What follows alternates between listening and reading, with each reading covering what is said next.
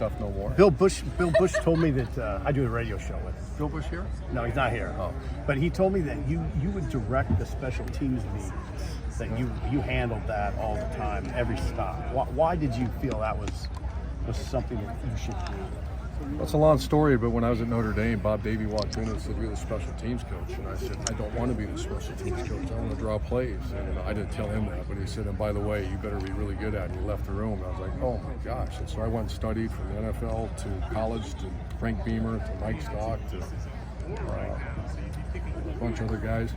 And that's when I really understood the value of special teams. And from that point forward, for the next 20 years, I was a special teams coach. And I also felt, because I've been on staffs where like the head coach is all offense, he doesn't even know the defensive players. Same thing on defense. And special teams is a way to first make it important, second of all to get to know the players. So I loved it. I still love it. Do you have any history with Kurt Cignetti at all? Cross paths? We don't really know each other. We spent time together recruiting, I believe, Philadelphia. I think I was at Notre Dame. I can't remember where he's at. So I know him very little, but I really admire his job he's done. You've talked about just how mistake-free it seems like the film looks for Indiana. Like, what jumps off the page the most when you watch it? I'm going to talk tomorrow about this. There's times I watch video and it's really hard to watch. There's other video I can't shut it down. And this was Indiana and a little bit Nebraska defense too. They don't make mistakes. You see, just see incredible execution. You see, minimal penalties, minimal turnovers, minimal mistakes, back shoulder throws. It's the best edge blocking, perimeter blocking team I've seen this year, and I'm going to show that in a playbook tomorrow.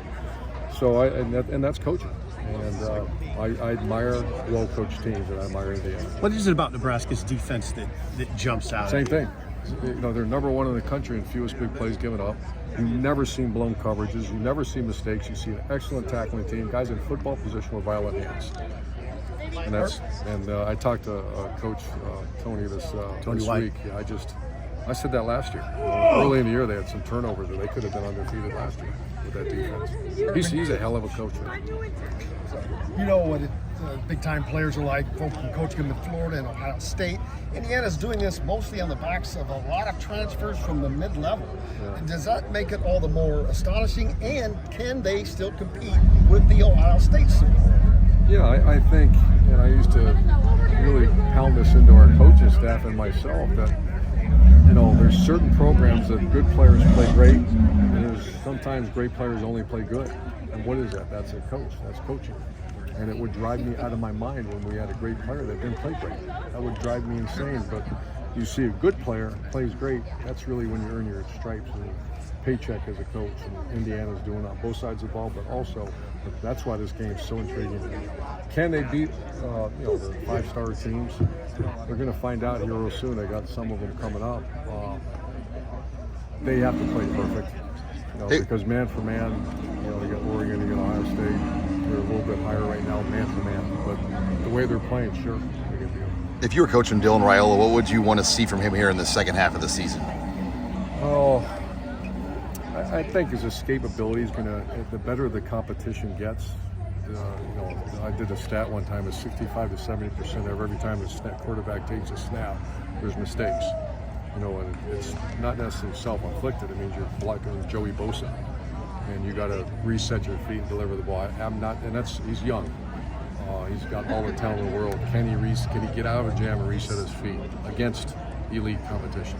Coach, you've been here multiple times throughout your coaching career. Did you ever think that you would see a 6-0 Indiana team playing on the national televised game? I'm going to call Indiana the enigma of college football because it's a beautiful place.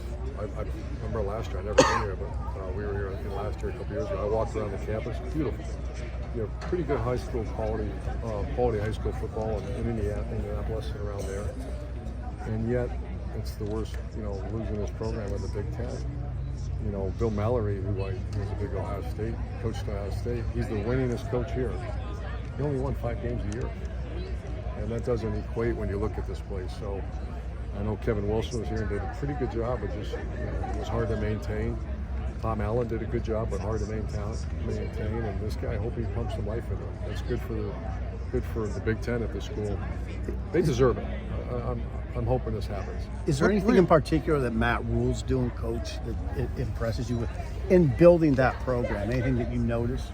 Yeah, he's a guy that I don't know real well, but we kind of studied each other, and I've studied him. And you know, I love turnaround guys that take bottom feeders and he turns it around. And I always hear him speak of culture. I watch some of the videos just because I'm into that kind of stuff about building cultures, and I think he's done it. You know, it's a time-tested commodity.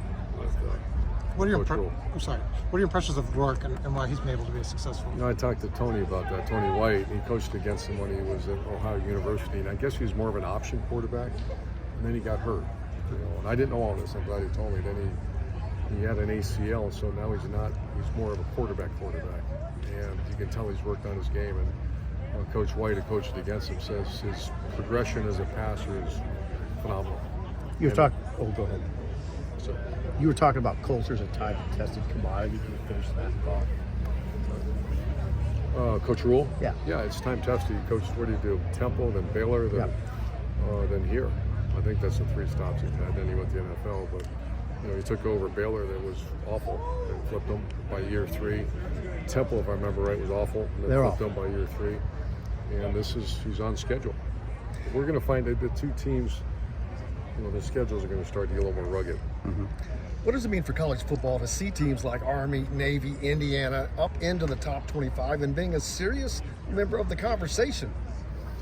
Well, you know, Brady talked about it today. Is that you hear a lot of negatives about the transfer portal. There's also some really cool positive things. You know, I'm sure James Madison. I don't know their record, but They're not doing bad. oh, good. So they rebounded too because they took half their team up here. They put 70 on North Carolina. Oh, that's right. With the new coach, right? Yeah. So they must have stole from someone else. Robbed Peter to pay Paul, right? Thanks, guys. Hey, thanks for Thank you, Coach.